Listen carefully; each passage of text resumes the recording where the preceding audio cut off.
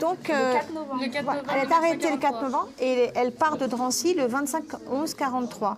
Donc, on peut considérer qu'elle est morte fin novembre. Voilà, donc vous l'avez, la date.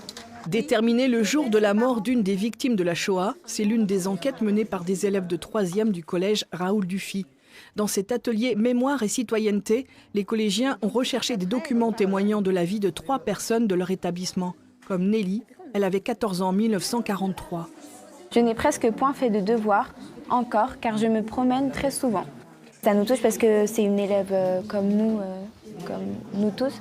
C'est la dictature nazie qui a supprimé une vie, et cette vie, ils ont compris qu'il fallait la faire partager à tous.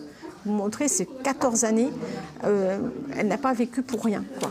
Les élèves, tous volontaires, se sont documentés au Centre d'histoire de la Résistance. Ils ont rencontré Claude Bloch, déporté à l'âge de 16 ans, et ils ont même participé à des cérémonies commémoratives, et lu notamment un texte de Primo Levi. Considérerait si c'est un homme que celui qui peine dans la boue, qui ne connaît pas de repos, qui se bat pour un quignon de pain, qui meurt pour un oui ou pour un non. C'est la violence de tout ce qui s'est passé pendant la Seconde Guerre mondiale et du coup ce qui a fait naître comme colère et comme rage des déportés.